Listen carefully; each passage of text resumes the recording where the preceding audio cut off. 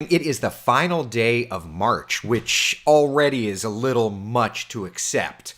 But here we are, day 2 of the baseball season.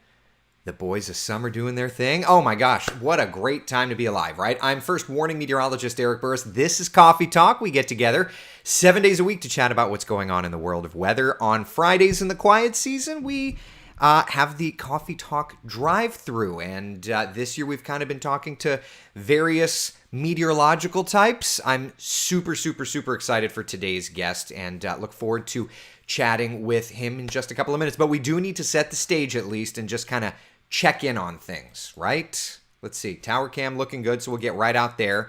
There's a shot looking toward the tourist district. It's a little hazy this morning. Not bad. Not bad at all. Temperature-wise, very comfortable. We are sitting with readings in the 50s and 60s. We are at 66 degrees in Orlando. That's not bad at all, right? Brevard County over at the beach, just a little bit warmer. 73 Melbourne. It's 70 degrees Titusville. Into the 60s for Volusia, 50s in Flagler, and up into Marion even, we're sitting in the 50s. Satellite and radar composite looking gorgeous. A couple of clouds kind of gradually working our direction, but we've got sunshine in the forecast today, my friends. So let's look at the forecast then, shall we, right? 12 hours. Looking good. This morning, mainly clear skies. Into the afternoon, though, those temperatures are going to start to warm up. Average high about 81. Keep going and keep going. Yeah, we'll do about 86 by 3 o'clock this afternoon. So county by county, you can see. I mean, it's toasty, right? Beaches because of that onshore component, and it will be a nice breezy one. We'll be in the lower 80s there, but it's 85 in Sanford, 87 degrees in Leesburg, 88 degrees in the Villages. Really nice weather. Okay, so that's a look at where we're at today. We'll look at the 7-day forecast when I put my guest on the spot and have this person do the 7-day forecasts. But for now, let's welcome him in. So let me share a quick backstory and set this up. Okay, I'm in high school.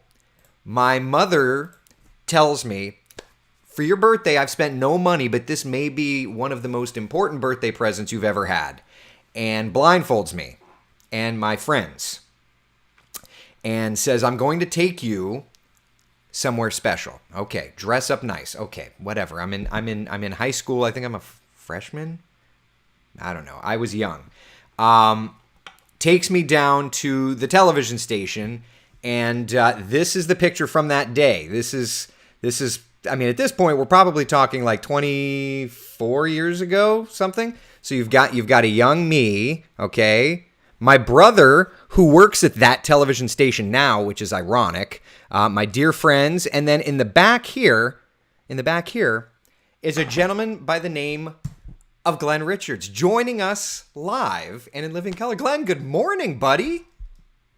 I love that picture. I remember that picture and I remember that time. I don't remember exactly that day. Sorry. Yeah. No, that's okay. But boy, what a blast to the past on that. So that's wonderful. Many years ago, and so I had bothered you, and you said the only way you can intern is if you get credit, and I said, that's right. So if I get credit.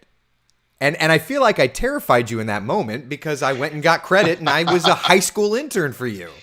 Oh yeah, that was. I mean, and quite honestly, it's. I mean, maybe others have done this. I don't know, but it's kind of unheard of. Yeah.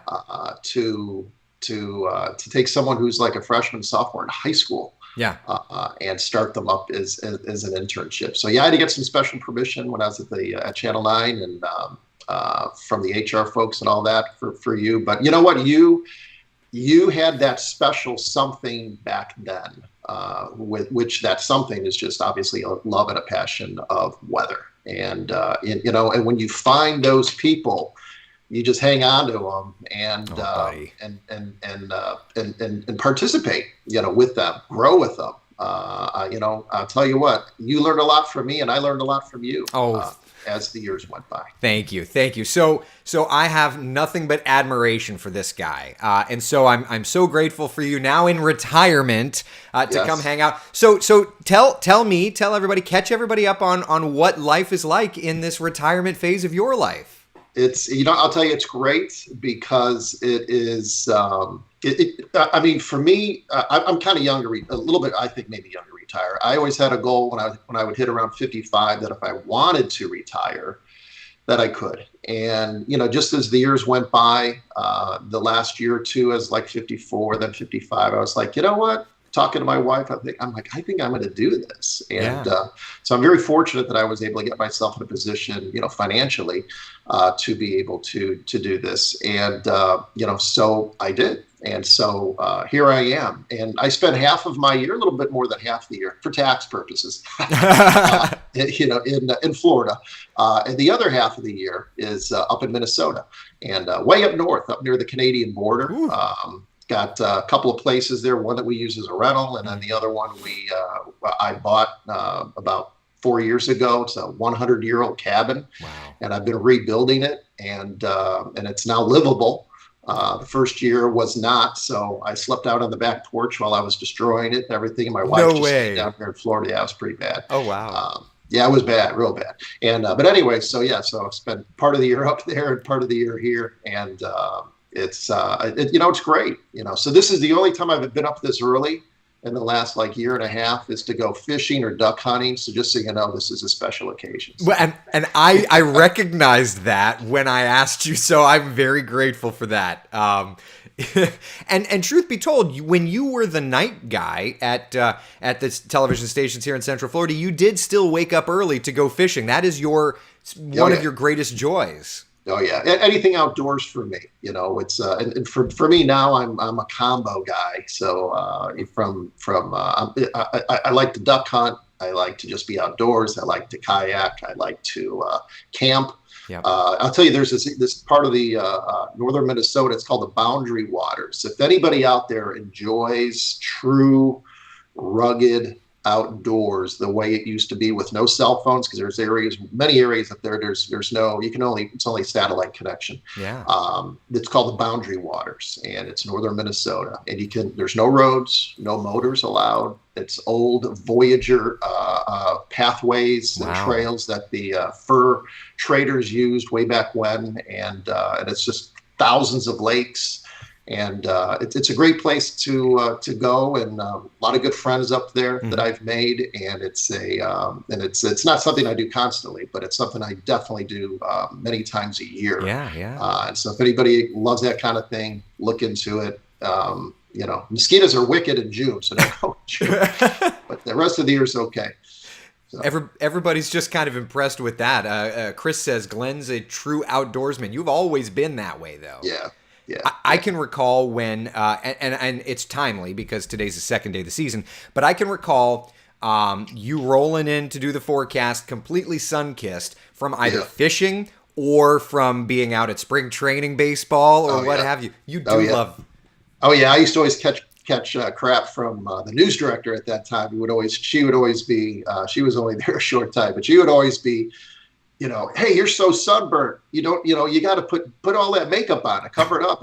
You're too red. I'm just like everybody else. I'm just enjoying the outdoors. So right. I used to go out all sunburned all the time. So it's all right. All right. So let's reflect on your career because, you had a very long career in Central Florida. And even if you retired young, which I think that's everybody's dream, You had many years. When did you start? First off, when did you start in television? Let's just go there. 1988.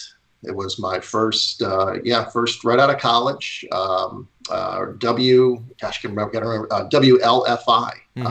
That was in Lafayette, Indiana. Still there, West Lafayette. Market 1. I think it's 191 still. Okay, so you're keeping tabs. It's one of the smallest TV markets you could ever start at. So, and I used to always tell all my interns this. It'd be like, or anybody interested, getting into the industry, was like, start at the smallest place possible so that you can just be yourself, don't have a ton of pressure on you, and you can grow.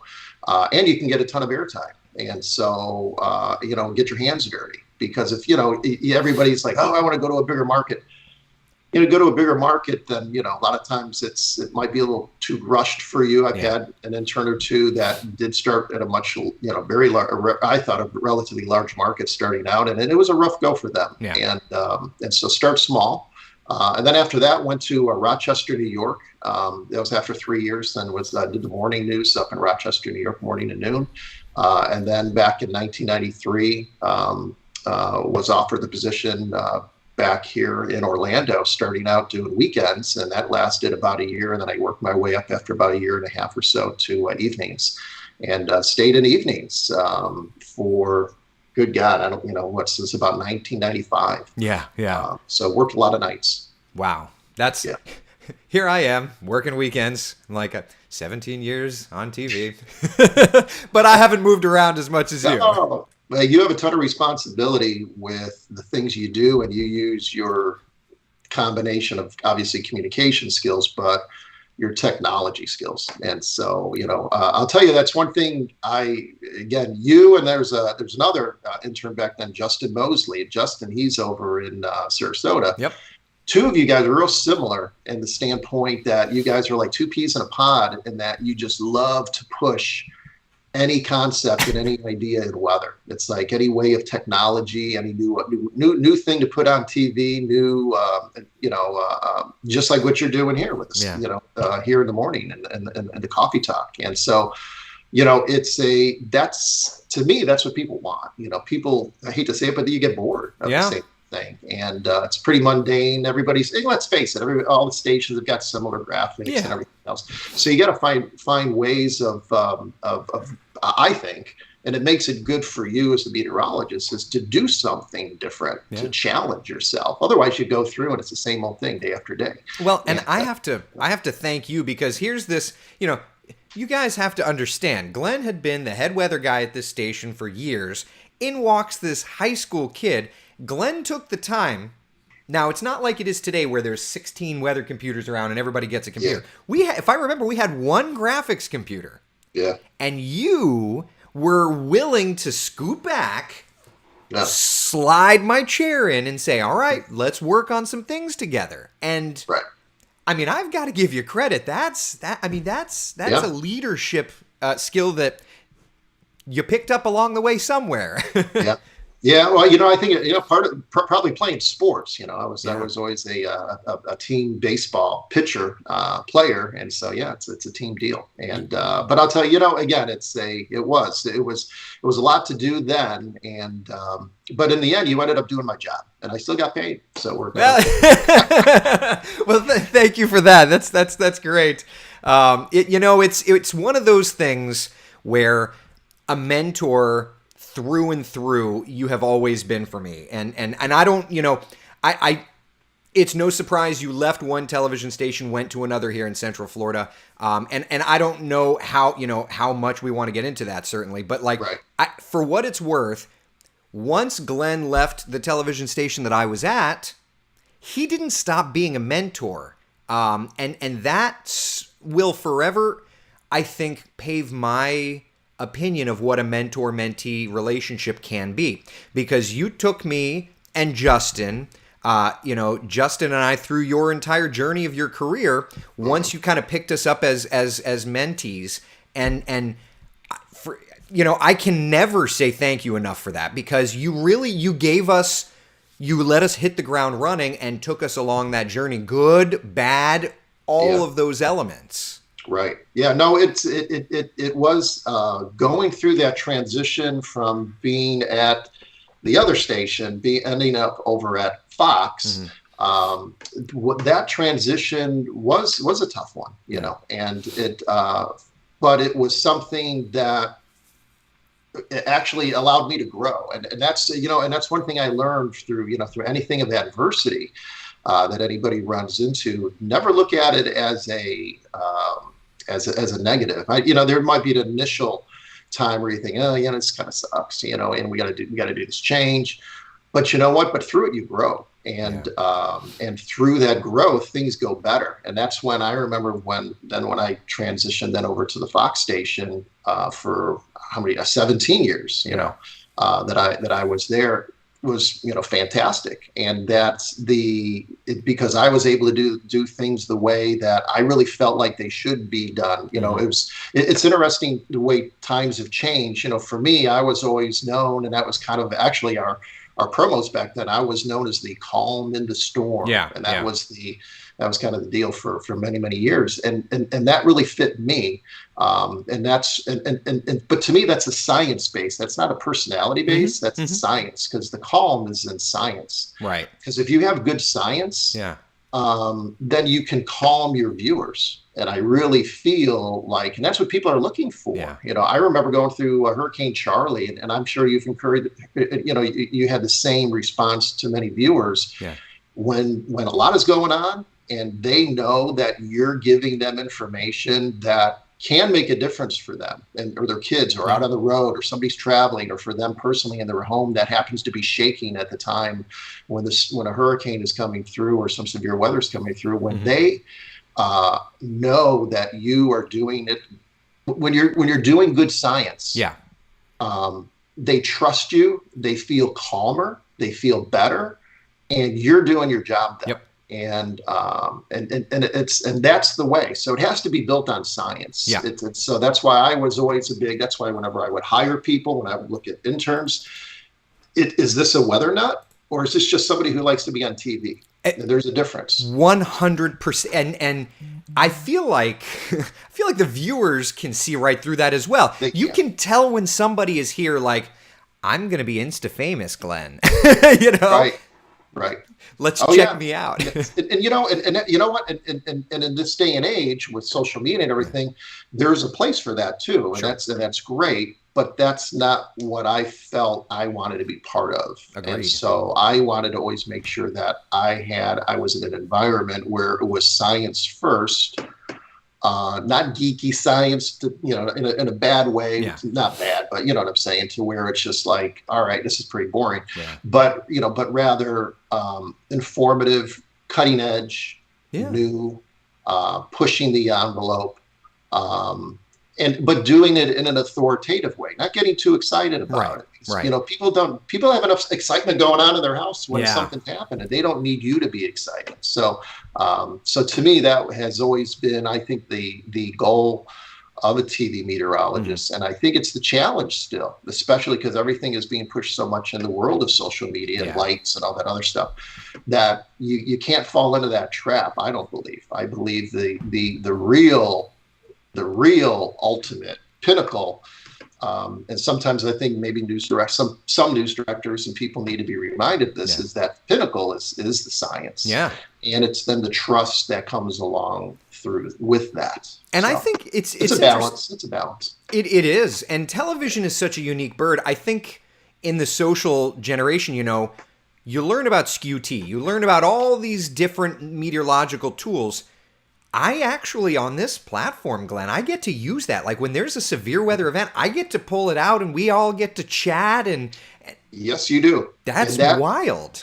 And that is the one thing I have to say. I don't think the people in Central Florida, maybe they do if they've traveled enough, but the bulk, if not all, the meteorologists here in Central Florida are a gift. I'll tell you what, the science that is done, the accuracy that is done, and the professionalism that is done is to me phenomenal. Yeah. Now I don't travel enough. I only go up to Minnesota, right. The woods. So, but I'm sure it's like that in other markets too. But to me, I 100% agree with you that what is out there today technologically that you're using is so good. And the fact that it's accurate, it's based on the different computer model runs that are constantly updated, the technology, the radar technology, it is all there. And that is what people do want. And, there's time for fun, but then there's time for give me the real stuff, because stuff's happening.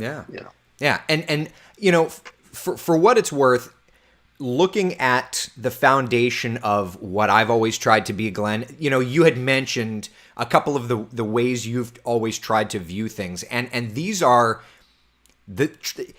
become the bedrock of who I've always tried to be. And I feel like it's because I picked it up from you. And another thing that I love that you always taught me, was never, when you were on weekends, and we had these conversations, hey, Glenn, how did you get ahead in your career? I was a kid. And you said never turn down an opportunity to fill in for somebody. No matter what the shifts are, they're all opportunities. Just like you had said with these other, and I still to this day, I will never turn down a shift if I can it's another opportunity to get out and do my thing. And that's right. Just hearing you kind of give this little piece of it, I'm like, feel like I'm a high schooler again. But that's what has made me who I've become, and I'm so grateful. I'm blowing up the guy's ego, but no, it's genuinely true. But it's, you know what, but that's where, but honestly, that's where having the right people that are passionate about weather, and there's many many that love weather, and then there are some that are just fanatical and passionate in a good way. Yeah. And you are one of them. And so to me, that is where, again, it's the truth. But again, there are others like us. We're not aliens, but to me, those are the folks who you want to work with. And to me, there's a lot of them here in Central Florida that are fanatical about weather, and as it should be. And because it is a serious deal. Most of the time it is like it's been this past spring, summer has been great. Spring training baseball, I'm so sad it ended, but the real season's here. But it's probably been the best, right? Probably weather for spring training baseball that I can remember in 20 years. Yeah. Here. Well, I mean, I don't think it rained once. It's the third driest start to a calendar year in Orlando history. So there's that.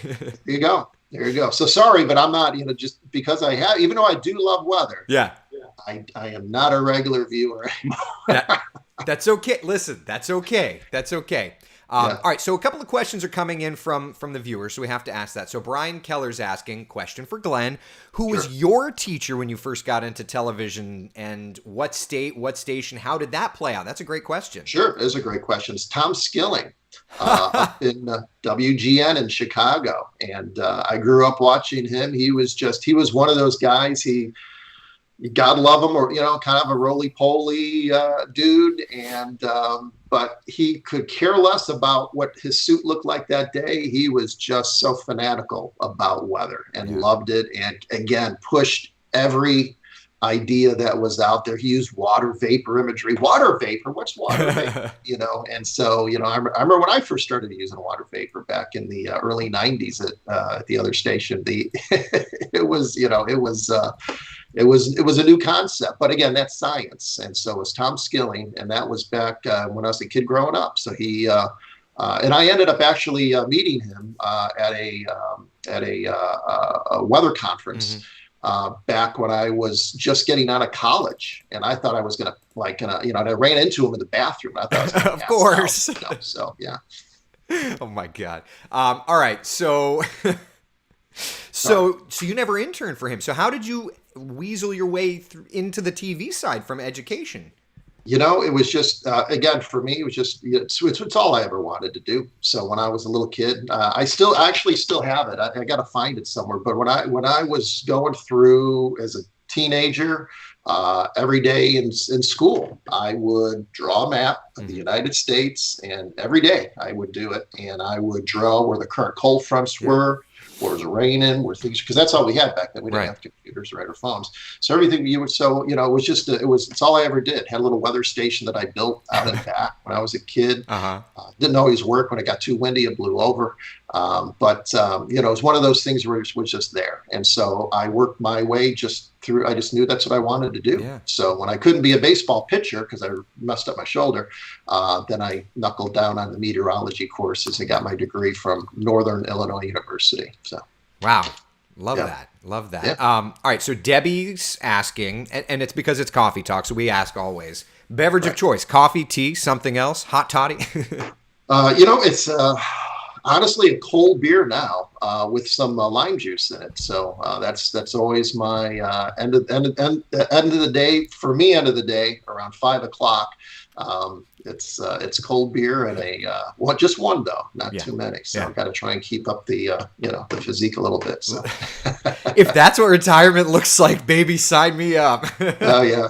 That's coming someday. Someday. I'll get there. I think it's funny you talk about Tom Skilling and you retired before he did. I mean, he's still kicking up there in Chicago. He is. He is. Well, you know what? Again, he's just his passion is I'm sure so great. And he's going to die doing it. And and to some extent I always thought I would too. Yeah. But it was one of those things where I kind of hit a point, and I think when I hit my mid 50s, and my wife's a little bit older than I am. She can't hear me right now, but it was one of those things where it's like, do I really want to be in my 60s and she's in her, older, and it's like, do I really want to do that? It's kind of like, I don't. Yeah. It's like I'd rather. And then I got this bug in me from I don't know if it was a tick, but it was up in Minnesota, so I ended up getting this bug of going to Minnesota, and so it was just one of those deals where I found that that just seemed to be the next phase of my life, and I will have to, and even though it's a little scary when you make that transition, I think everybody should do that. I think as your life goes through, there's nothing wrong with doing something different and reinventing yourself a little bit. Not that you're wanting to change anything, like anything's bad, but you're growing. Yeah. And so to me, when you stop growing, it's, might as well start digging a hole in the backyard, right? So there's another one of those Glennisms that I carry with me. So in this new chapter, do you miss TV? Do you miss? I can't imagine you miss TV. TV business is terrible. Do you miss the weather part of it? I do. I do miss the coming up with the new ideas of graphics and new things. I love really, Eric, some of the things that you're doing. That are just based on science, but putting it in an easy to understand concept for people, and that's the job, right? In the end of a weather person. So I do miss that, but the TV end of it, and that's pretty much what kind of helped me to make that decision was the length of days, working nights for 27 years basically straight. And just the constantness of it, because you add a lot of shows, all these shows continue to get added. So before you know it, it's just like you're just going nonstop. And there's this kind of like, do I really want to do this for 10 or 15 more years? And it's like, nah. Well, and it's not just that long shift. I mean, it's, hey, the promo department, Glenn, we wanted to tape a new promo with you. And then there's severe weather tonight and you're there until 2 a.m. And then there's a hurricane coming and your vacation is canceled. And as you said, you're not getting younger. Your wife's not getting any younger. Your daughter's not getting any younger. Like all of these things have to add up after a while, right? Oh yeah, it's crazy. Hey, by the way, I will tell you a little plug. Since baseball season, you're a big baseball fan. My daughter was announced. She's the manager. I don't remember. She's a big sports fan. Absolutely. She's the second. She's always played sports, always played baseball. She is now the manager of the Arizona Diamondbacks High A affiliate team. So she's the only second woman in Major League Baseball. Yeah. So her name's Ronnie Gajownik. Look at that. And so if anybody's a huge baseball fan, the Hillsboro Hops, they're up in outside of Portland, Oregon, and their season starts up next week. The minor leagues, and so that's pretty cool. So it's I'm pretty excited for us. That's what I was doing a couple of weeks ago. I was down in spring training out in Arizona, just watching baseball games. So and hanging with your daughter, watching your daughter do that, the real deal, man. That's I'm blown away. That is so awesome. Yeah. So it's pretty cool. She was a coach before, but now she's the manager. So she's running the team, and she was all excited because it's Ohtani, right? Ohtani is the baseball player. He's on the Astros. He's like the phenom, right? He pitches and he hits. Yeah. Right. He throws he was pitching the game against her. So after the World Baseball Classic was finished, so that's pretty cool. So So I'm kind of living vicariously through her in the baseball world now too. That's keeping me busy. But you know what? Isn't that's your legacy through your daughter? How much more could you ever ask for? Oh yeah. It's really cool, and also the timing works out pretty good too with me not having the responsibility on the TV end. Right. I get to travel a lot more and go watch tons of baseball. I'll be going out to Oregon here in another week or so to go watch those games. So it's pretty cool. I love it. All right, more questions from the viewers. Did Glenn know Bob Sheets? Oh yeah. Oh my gosh. Yeah. Bob and I used to. There was that when he got done being director of the National Hurricane Center. He and I worked together for I think it was probably a good 4 years. Hmm. And I remember working with Bob. Bob, what a great guy. So obviously knowledgeable, but so um, he would work with anybody. He would work with me. He would help me to understand some of the things because he just a depth of knowledge. Yeah. But I remember one time sitting with him because he was so adamant. He wanted to get the infrared satellite pictures that he was then using because he would do the stuff locally with us because at our station, and then he would go on and do the ABC National News and Good Morning America and things like that. And he would do it from there and from here locally in Orlando. And so I was working with him because he really wanted his IR satellite pictures to be the exact same color that he had when he was the director of the Hurricane Center, because he felt like all of the color tables that were out there were just garbage. And so I remember I worked with him. It's like, oh my God, it's like we went through this thing. It took us literally like 2 days of fine tuning every level of cloud top temperature to correlate to a certain color, right? And just the blend of colors, the gradient of colors, and everything, and the transparency of the color to make it look so that. And I'll tell you what, by the time we got done, it was phenomenal. It looked great, and then I used it for the next like 10 years. You know?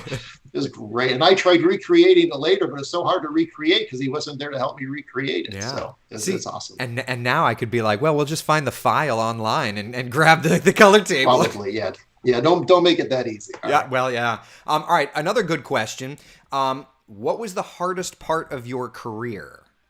You know, I think the hardest part was really it was I'd have to say the last like 4 years was the constantness of doing shows on TV to where you don't have the time to create. Yep.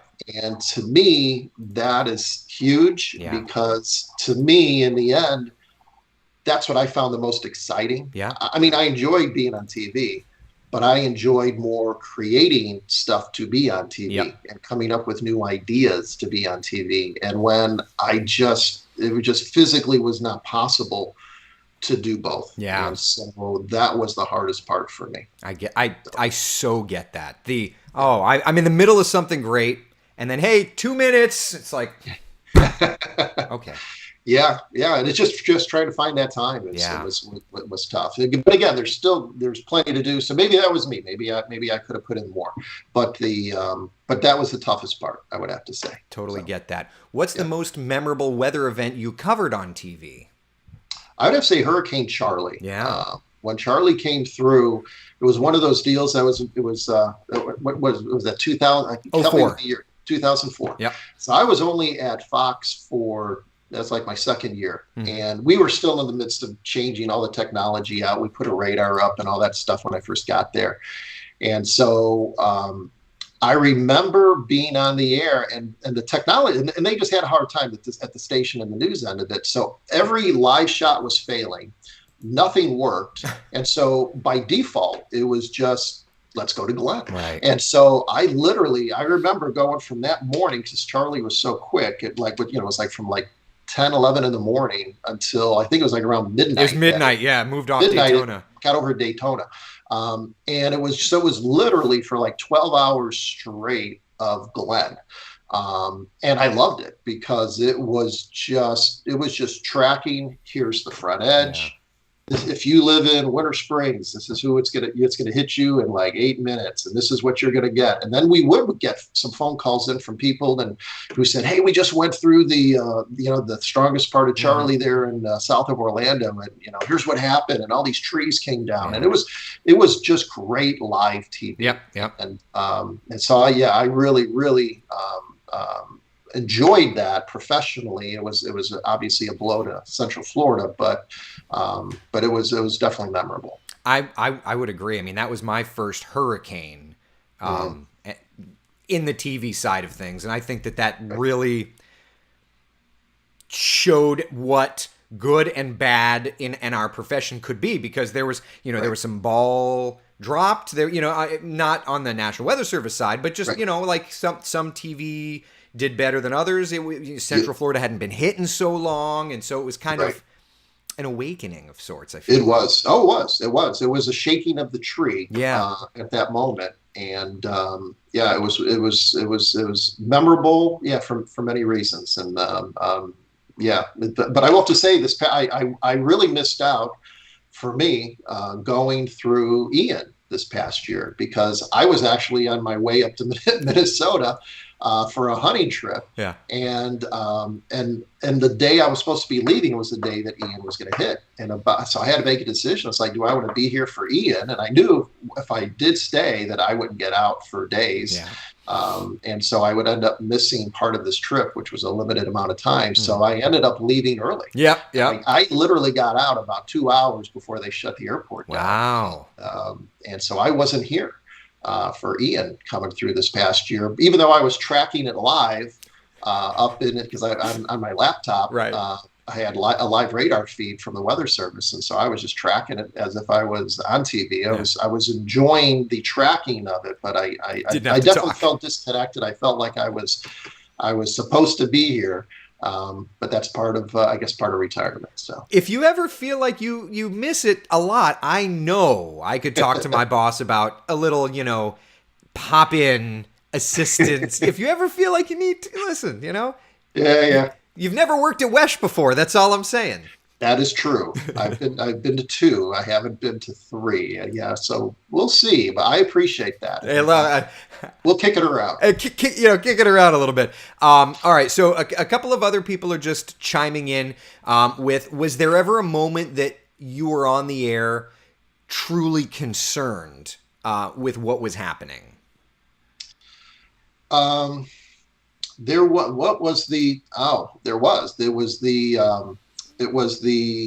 not the storm. The storm of the century was believe it or not, was my first weekend on TV. No so that was way. That morning, Danny Trainer, he handed the reins over. He wasn't coming in. It was a Saturday morning. I had to go. I went on the air. That was my first time on TV in Central Florida. Was the storm of the century. No way. Yeah, that was crazy. It was what a start.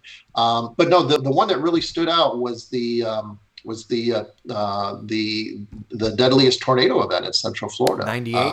98. Yeah. So it's 42 people died. And in if Central my memory Florida. serves, wasn't Larry working that night? And it was like the set transition night, and it was like so much happening.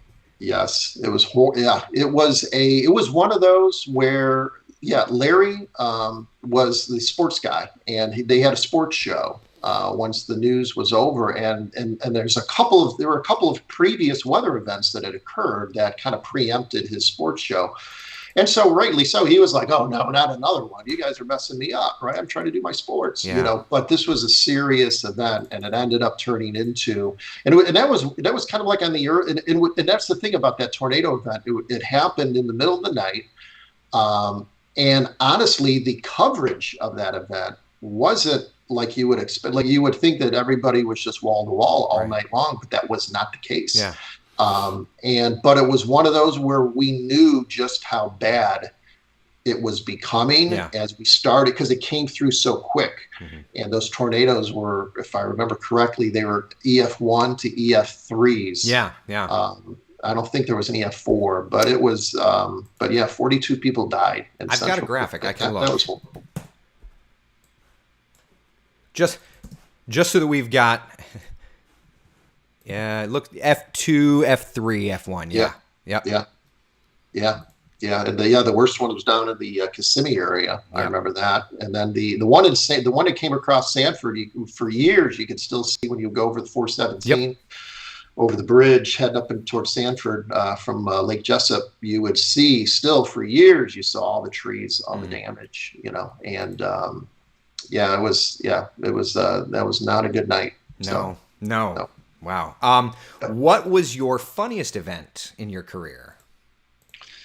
Two that come to mind. One was getting a pie in the face. When I was at a golf tournament, and I was doing the weather live from the golf tournament. So they ran up and threw a pie in my face. And I'd say the for me, I guess some of the one of the other ones was being on TV and the lights went out. They blew, and so pieces of fire came down from the shield back then when they had the lights. They were before the LEDs, and then fire was coming down in front of me, and it was in the dark. And then and they stayed on me, so I did the rest of my weather like a shadow. Wow! So all you saw was my shadow, like a shadow man. And then with the monitor behind me, it was so much fun because it was just goofy. And we just went with it, And so that's like the joy of live TV. You can just kind of go with the flow. Yeah, I guess so. Pat's asking, what does Glenn think of the LRC, the long range stuff you and I briefly had chatted about before popping on? You know what? I think it is wonderful if you do not commit to anything too specific. Mm-hmm. And it's I love it because it's based on the computer models, which, as we know, after about day 6, 7, and 8, you start to lose some of the accuracy. But I think it's great because it really gives people a nice heads up as to, hey, and some of these, as you know, like, and this is what I have found over the years, 12 to 14 days sometimes out is sometimes more accurate than 6 days out. As you approach, it ends up reverting back it does to what it originally had said 12 to 14 days out. Yeah. And so not always, but a lot of times it does. And so I think it's a very good tool for looking at intensity of cold fronts, obviously tropical events. Don't know for sure where it's going to hit. You can't bite into any of that. Right. But just giving an idea as to what's coming your way and what you may want to plan. And that, I think, is helpful for viewers because then hey, I've got a vacation set or our wedding for our daughter is planned on this day. And so there could be something big front coming through. And so to me, it's very useful. And to me, it's exciting because to me, let's face it, if you're a real weather fanatic, you love to see stuff. That far out into the future, right? And then you're like, we were right, we got it, And it's, for me, it's also kind of neat because, like, for example, using the LRC, the overall idea is that these patterns just kind of cycle over and over and over again, right? So, like, I'm already seeing on some of the models a recycle of what was Nicole. Now, it's certainly not tropical in nature, but, like, this little part of the pattern comes back around. Right. I'm already seeing it on some of the long-range models. And so it gives you this broader idea of kind of how things are playing out. And for me, it's because of the timing, it lets me put in my vacation time and not let it get canceled during hurricane season. Smart man. Yeah. So, all right. Last question. For anyone interested in the television weather field, you're a legend to me, so I've got to ask it, okay? Okay. What would your piece of advice be to someone today interested in it? Today interested is if this is your passion, if you love weather and this is what you just see yourself being a weather person, do it. Number one, go get the degree because you're going to surround yourself with others, your 4-year degree, science degree, whether it be Florida State University or Embry-Riddle or wherever you want to go get that degree close to you. Use that because you're going to surround yourself with people who really do love weather and they are fanatical about weather too. And then through that, you will grow. And then you will decide if you want to be in the world of television. Do you want to be in some other area of meteorology? And if it ends up being that you want to be in the world of television meteorology, I think it's a wonderful career to be in. Just be aware before you get in, because I have had some interns who had gone through the whole process. And then when they really realize it's like, I can't live near my family in Colorado. Yeah. They ended up deciding to not go into it. They instead branched off and maybe became a math teacher or something like that, which is wonderful, which is great. So just realize what you're kind of getting into with television meteorology, because a lot of times, and Eric, you're very fortunate that, this is where you grew up in Right. Central Florida. So I'm very happy for you that this has always been your place, because it doesn't happen that way. I grew up in Chicago, Yeah. and it is hard being away when you move away from family or away from parents. Right. So that's part of it. So be aware of that before you get into it, that your job may take you away. And if you're okay with that and you adapt to it, then it's fine, because it is your passion. So if your passion, do it. The technology that is out there now is wonderful. Yeah. All I had back in high school was one book. We had one book in high school called Cloud Physics or something like that. And I used to take it out all the time, the same book. But nowadays there's so much online, obviously, that you can do. And so, and keep excited about meteorology. So yeah, we need more meteorologists and those that are just fanatical about it, because it's still a growing science and one that we need to learn more about. I love it. Thank you. Now, can I ask you a favor? Just because Sure. I'm going to put you on the spot. All right. Okay. I grew up listening to you do the weather. Okay. You taught me how to do the weather. Would you be so kind to put on your meteorologist hat for just Sure. a moment and do the weather? Would you be so kind? Sure, I can do let me just see if I can dust it off a little bit Yeah. here. Yeah, you know what? It looks like this extremely warm weather pattern will continue. 86 degrees today, which really isn't that bad. It's actually a perfect day to go out fishing. Saturday, though, we're back up to 90, and it's going to stay overall hotter than normal through Thursday. And eventually, we're expecting to see the heat of summer return with thunderstorms, but not really that much yet, maybe a little bit on Monday. So the rainy season is still, what do you say, Eric? A couple months away? On average, the end of May. So we've got a couple of months. Couple months to go. So keep the sprinklers going. And if your neighbor is on vacation and they've got a pool, sneak into the pool. That's my advice. I've invited my because my pool's 90 degrees. Oh, yeah. So I've invited everybody to come over and enjoy. Right. It's just like a people with a boat, right? It's Yes. better to have a friend with a boat than have a Then boat. have a boat. Yeah. If you Without have a a couple doubt, so. seconds, Glenn, I'd love to continue offline if you have a Sure. couple extra seconds. So, I'll hang tight. all right, everybody, Glenn Richards, thank you very much for joining us. That man took a chance on me, and I am forever grateful. All right, everybody, that's it. Beautiful weather for us today, staying warm and dry. No burning, no throwing cigarette butts out the window. We don't need any more daggum fires, okay?